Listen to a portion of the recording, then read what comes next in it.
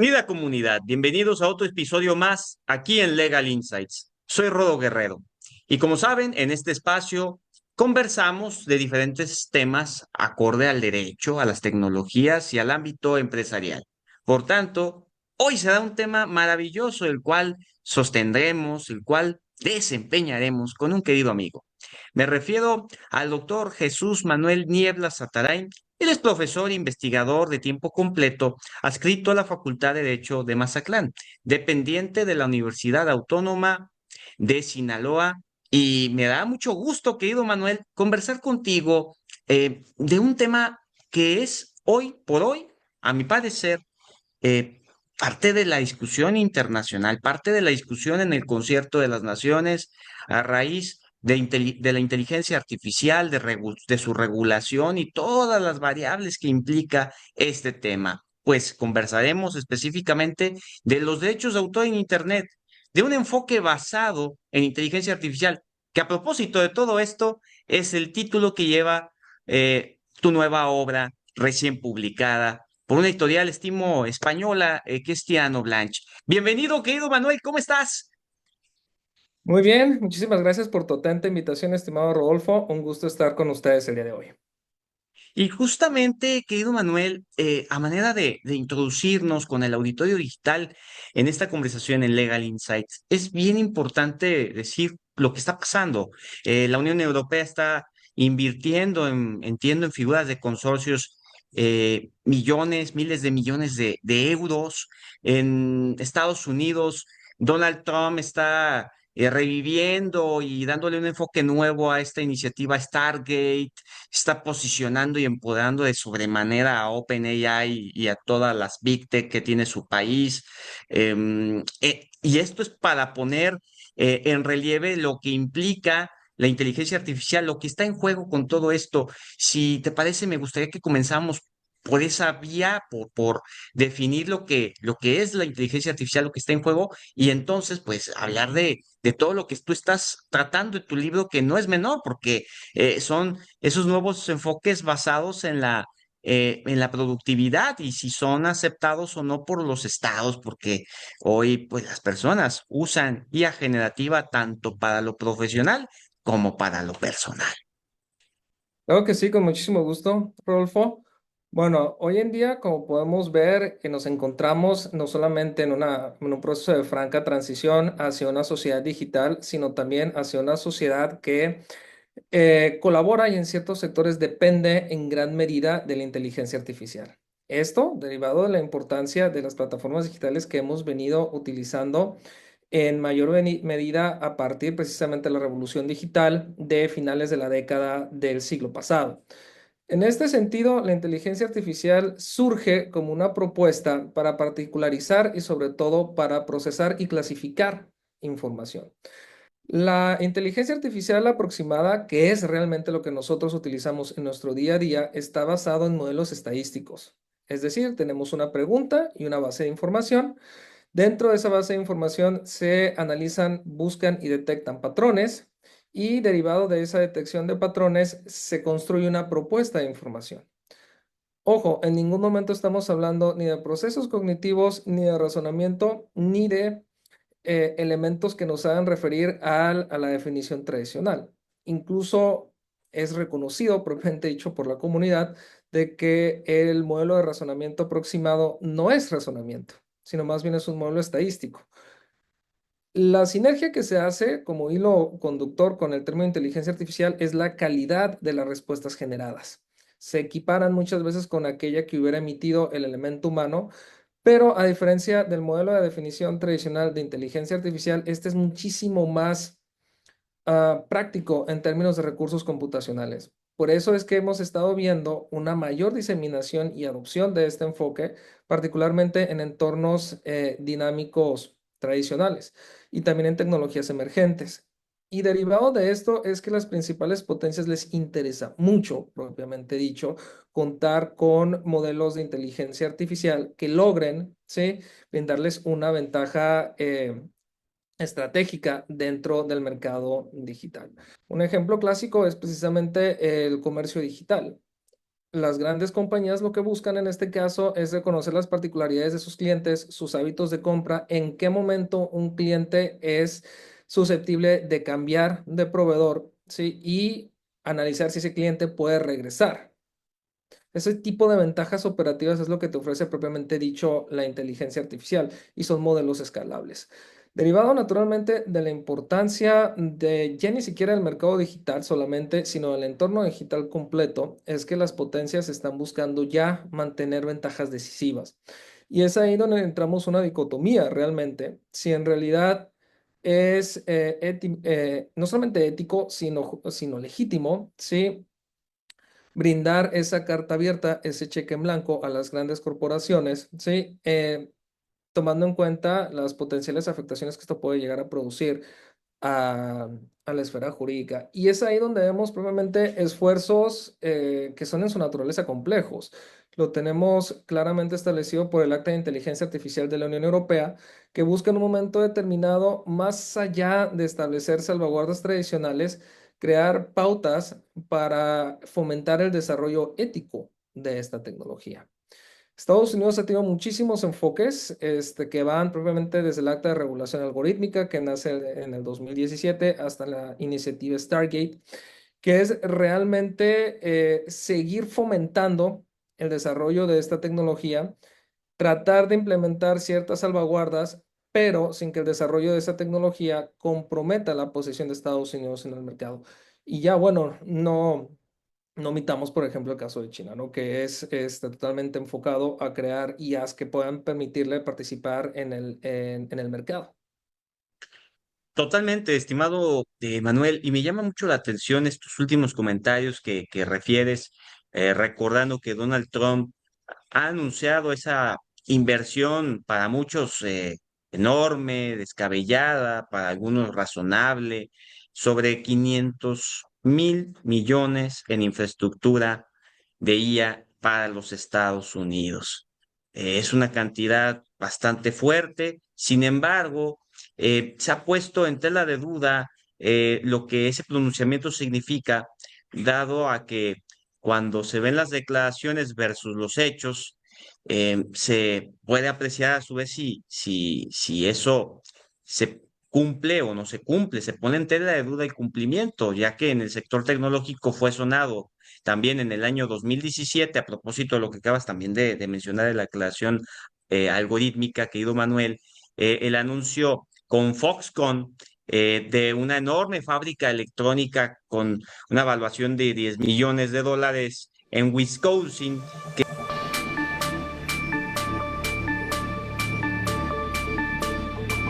Querido Manuel, hoy estamos en un nuevo enfoque de las cosas y de la productividad. Lo mencionábamos al principio, tanto de lo personal como de lo profesional.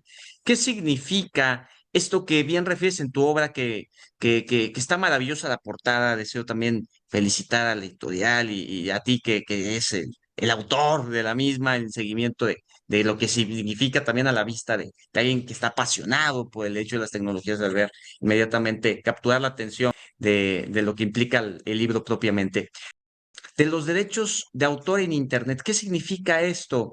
Porque una cosa era converger con páginas web, con libros electrónicos, con alguna que otra creación que ya tenía que ver con el uso de algunos cuantos softwares de mejoramiento, de nitidez de fotografías y de videos propiamente en edición, pero una cosa, eso era un plano, pero otra cosa totalmente distinta es lo que hoy se vive con el uso de utilizar un aplicativo de inteligencia artificial generativa y en donde a la luz del Estado y sus autoridades en materia de derechos de autores, un rotundo no podemos reconocerte eso. ¿Por qué? Porque sería reconocerle derechos a los robots. Si estás de acuerdo, partamos de ese reconocimiento de las cosas y que nos puedas también decir cómo lo abordas en tu libro. Bueno, esa es una muy buena pregunta. Sí, de hecho, en realidad la propiedad intelectual se ha vuelto uno de las áreas de aplicación de la inteligencia artificial más disruptivos y complejos, precisamente por el rol que guarda con respecto al elemento humano. Desde una perspectiva meramente comercial, pues bueno, las máquinas son mucho más eficientes, producen un mayor número de materiales, obviamente no ocupan descansar, ¿sí? Pero tienen la capacidad a través de la inteligencia artificial de implementar elementos de expresión artística propios y replicarlos básicamente a través de un modelo equiparable con la producción en serie. Esto como tal, más allá de que, bueno, podemos refugiarnos en la postura tradicional de decir, no, sigue siendo un trabajo de una máquina, no se le va a proteger. Sí, para la industria lo hace sumamente atractivo. No tengo que esperar a que mi autor humano se inspire, no tengo que darle su espacio de 6 meses, no tengo en un momento determinado que depender de lo que otro humano me diga a mí. Yo, a través de una IA que la entreno para que reproduzca material artístico con determinadas características, puedo tener un número indeterminado de material nuevo, diferente entre sí y que sé que va a ser consumido. Entonces ahí ya entramos en una perspectiva muy interesante porque esta postura de no reconocerle derechos al material generado por computadoras resulta netamente insuficiente, porque aún así sigue siendo más atractivo que el generado por el elemento humano. Esto como tal ha traído otra serie de discusiones, si en realidad las máquinas son autoras. Desde la perspectiva del derecho de autor continental europeo, que es donde de donde nosotros adaptamos nuestra versión en México, pues la verdad es que simple y sencillamente no. ¿Por qué? Porque necesitamos primeramente una expresión de intelectualidad y de inspiración, cosa que no es posible hacer a través de computadoras. Sin embargo, ¿sí? Esto no significa que ese material no pueda, como te digo, presentarse en el mercado. A diferencia de otros sistemas jurídicos, como el ejemplo clásico es el Acta de Derechos de Autor, Patentes y Diseños de 1988 del Reino Unido, que crea una figura denominada material generado por computadora, donde excluye el elemento humano de la creación, pero del proceso de creación. Pero ojo, dice, si el elemento humano configuró el dispositivo o presentó los datos de entrada que se procesan y generan un material, a pesar de que el elemento humano no participe en ese proceso, ¿sí? Se reconoce su influencia y se le otorga a este los derechos de autor.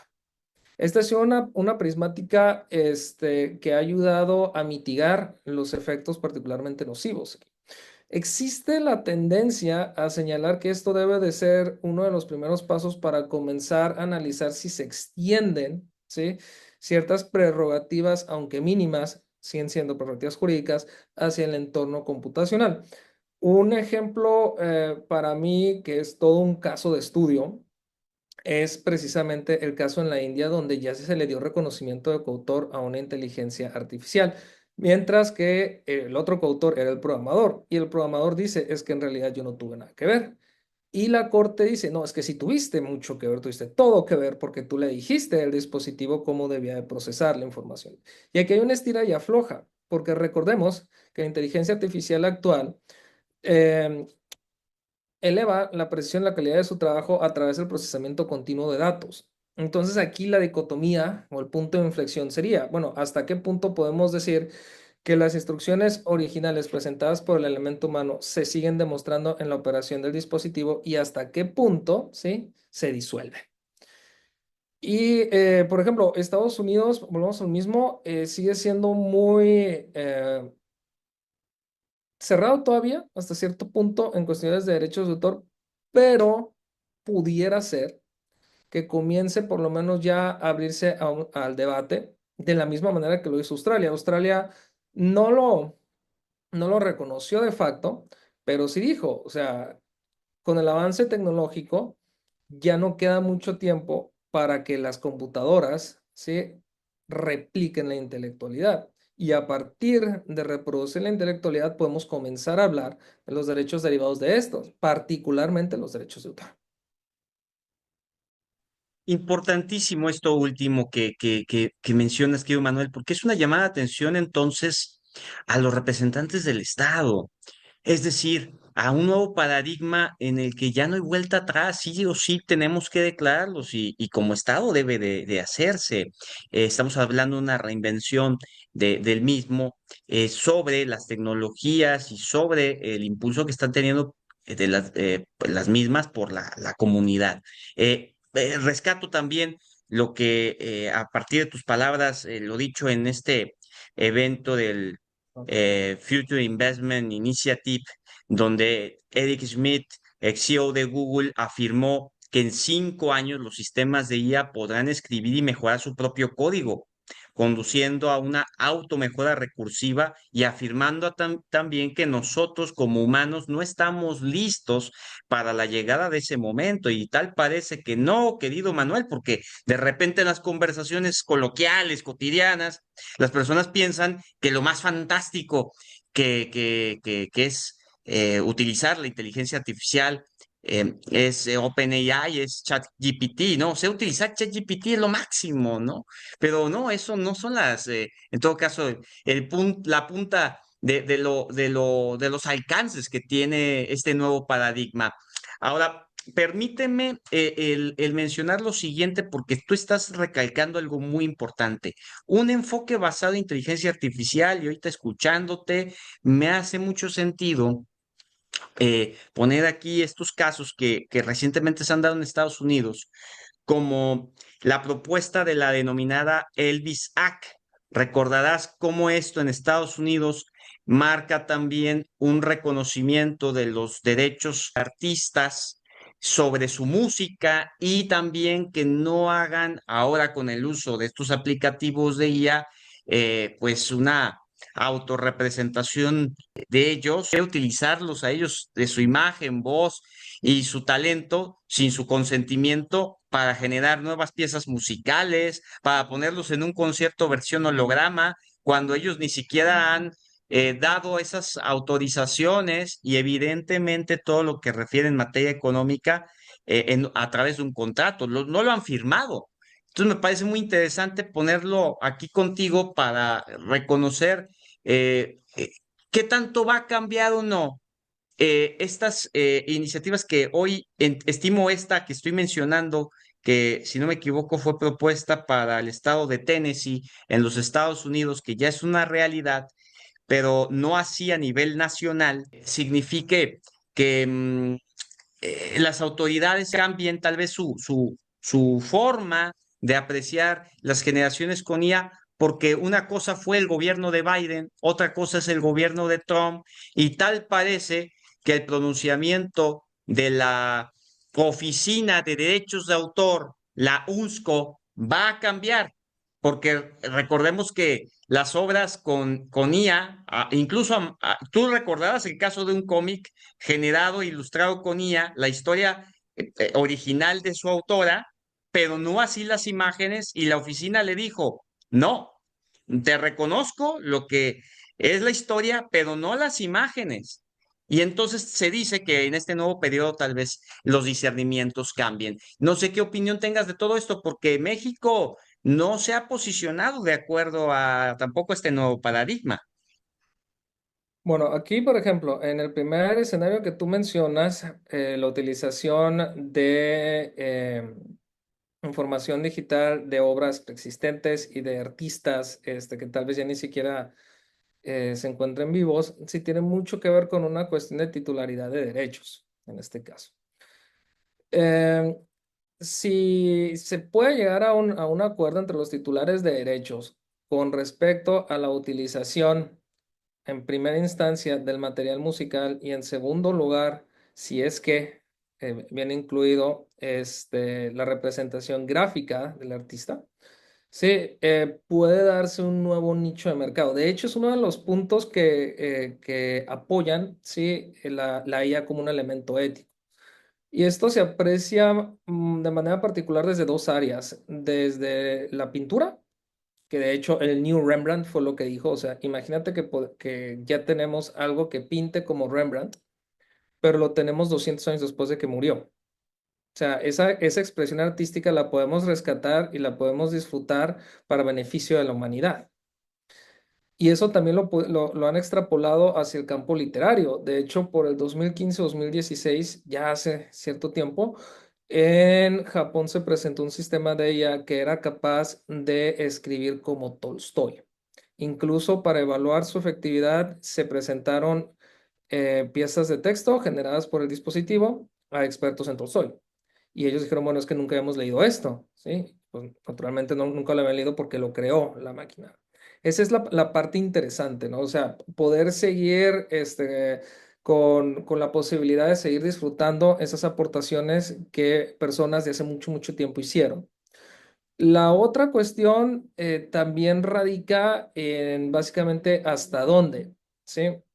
¿Por qué hasta dónde? Porque el abordar el desarrollo de obras a partir de básicamente artistas probados invariablemente va a reducir la oportunidad de que nuevos artistas puedan incursionar, ¿sí? Y eso paradójicamente trae otro tipo de afectación, que es, vamos a estar limitando que nuevos artistas pues contribuyan intelectual y culturalmente al desarrollo de la humanidad. Ese es el gran problema. En el caso de México, se ha intentado hacer, perdón, pero han sido versiones que tristemente se han quedado muy cortas. Y se han quedado cortas principalmente por dos cuestiones. La primera, pues bueno, porque no hay un acercamiento legislativo relevante con el sector jurídico computacional. Y en segundo lugar, porque simple y sencillamente nosotros no desarrollamos el volumen suficiente de tecnología inteligente que pudiera, sí, contribuir o volverse un elemento interesante en esta discusión. Eh, Esa es precisamente la dicotomía que guardan ahorita en Estados Unidos y, por ejemplo, en Europa. En Europa todavía, hace unos 8 años, tenían el proyecto del What If Machine, el que hubiera pasado a computadora o qué pasaría si la computadora. Y uno de ellos, uno de esos componentes del proyecto hablaba de la factibilidad de explotar la capacidad que tienen las computadoras de reproducir secciones cognitivas del pensamiento humano implementado al arte. Cuando se generan dos piezas de ópera que fueron un hitazo en Londres, un éxito total y rotundo, eh, se trajo otra vez a debate a nivel legislativo el rol de la IA. Entonces, desde ahí ya comenzaron a comprender, ¿sí?, que ciertas cuestiones de naturaleza meramente intelectual y que por ende humana, tal vez muy acotadas si lo queremos ver, ya eran susceptibles de ser reproducidas por las computadoras. La cuestión aquí ya tiene un trasfondo y depende mucho en la manera en cómo se construyen esas aportaciones. Algo muy simple, ¿no? Si lo quieres ver, pero sumamente importante. Que fueran capaces de preferir aquellas obras digitales que tuvieran licencia o que bien tuvieran implícito que estaban en el dominio público y que si tenían licencia, analizar la compatibilidad de los permisos otorgados. Si no tenían licencia, se descartaban. Y eso ya daba, propiamente dicho, tendencia a evitar, pues, tal vez no intencionado, pero al final de cuentas, contrario al estado jurídico de la obra digital. Eso es realmente otro de los puntos relevantes que se discuten hoy en día. Muy importante el reconocimiento de esto. Sabemos que sí o sí México tendrá, particularmente, querido Manuel, ¿estás de acuerdo conmigo? El pronunciarse sobre, ahora sí, un proyecto que reconozca de forma adecuada, ¿por qué no decirlo también de forma osada, pero correctamente argumentada, en un punto de equilibrio idóneo, la regulación de la IA, y además también partiendo de los estándares más nuevos en cómo se define adecuadamente esto, que no hay una definición única, pero sí para efectos que puedan articularse en aras de estandarizar todos estos procesos y todas estas aplicaciones de la industria y muy probablemente del gobierno para generar una transformación gubernamental inteligente, ¿verdad? Más allá de lo digital, inteligente. Pues bien, querido Manuel, es importantísimo que puedas tú como un jurista, voy a decirlo de esa forma, Yo sé que es muy humilde, pero hay que reconocerlo, un jurista joven y sobre todo con una gran obra de temas de frontera, de altura, el que puedas invitar a quienes nos están escuchando en este auditorio digital de Legal Insights a que lean este importante título que recientemente has publicado, no solamente porque viene de tu expertise, que es amplia, has especializado en los últimos años y ha sido maravilloso este camino y estas aportaciones que has hecho, sino además por lo que profundizas ahí. Ese exhorto que les puedas hacer a quienes nos están acompañando de lo que tiene tu obra y sobre todo también a aquellos que tienen la inquietud de profundizar en estas áreas de derechos de autor y de propiedad intelectual y no saben cómo comenzar. Con muchísimo gusto. Vaya, esto va particularmente para quienes se encuentran estudiando la carrera de Derecho. Hoy en día nos encontramos en ese periodo de transición entre lo que es un derecho tradicional y un derecho muy ligado y convergente con las tecnologías de la información. Básicamente, comencemos a analizar el rol que guardan las ciencias computacionales con el derecho y más allá de un elemento meramente administrativo. Todos lo hemos vivido en un momento determinado, todos hemos tenido una interacción con algún entorno digital en el que nosotros, como profesionales del derecho, percibimos alguna relación jurídica. Es ahí donde yo los invito a ustedes que comiencen a analizar la convergencia del derecho y la tecnología, pero no solamente desde una perspectiva meramente regulatoria tradicional. Yo soy fiel creyente de que la expresión lógica del derecho puede transformarse en la expresión lógico-jurídico-computacional. Abordar el derecho como un nuevo componente en el diseño de las nuevas tecnologías y de esta manera contribuir a efectos preventivos, posturas preventivas más que correctivas. Esa es la principal colaboración. Y recordemos que también existen ramas ya establecidas con respecto al estudio de las tecnologías de la información y el derecho. De manera particular, yo les recomiendo informática jurídica porque es la que aborda el rol de las tecnologías de la información como plataforma no solamente de aplicación, sino también de interpretación de la ley a través de dispositivos tecnológicos. Esa sería mi opinión. Y también la invitación a quienes hoy piensan que ya todo está escrito, Guido Manuel, qué barbaridad, pero no, hay grandes caminos, un ejemplo claro de lo que tú nos estás diciendo hoy en este espacio y sobre todo también tu obra, que por cierto, ¿dónde la pueden adquirir, tanto digital como físicamente, para que todos los interesados, que estoy seguro que habrá muchos interesados en conocer tus aportaciones y esta temática de valor, pues lo puedan hacer de una sola vez? Con mucho gusto lo pueden adquirir directamente en la página de Tirando Blanche. Y también lo pueden adquirir en Amazon y próximamente en librerías tradicionales aquí en México y también que cuentan con envío, perdón, internacional. Me permito mostrarles un poco nada más la portada para que estén, no sé si se alcanza a distinguir. Ahí. Perfecto. Ahí lo apreciamos maravillosamente. Ese es el título, querido auditorio digital. Y como les dije, de la vista también nace la pasión, ¿verdad? Y el impulso a por qué nos debe de interesar conocer más de este tema. Y pues tiene muchas razones, no solamente una.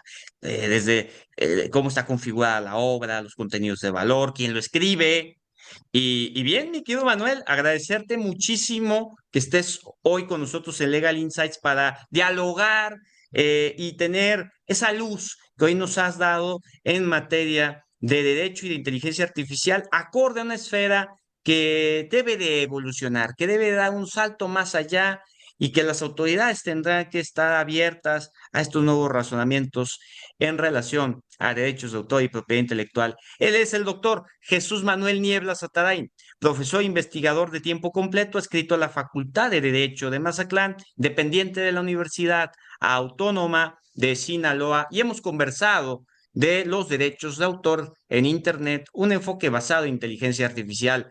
Gracias, querido Manuel. Deseamos pronto volverte a tener aquí en Legal Insights. Claro que sí, muchísimas gracias. Un saludo a todos. Mientras tanto, no te olvides de darle su poderosísimo pulgar arriba a esta conversación y compartirlo para que llegue a más personas. Y hablando de inteligencia artificial propiamente, el algoritmo nos trate de maravilla. Gracias.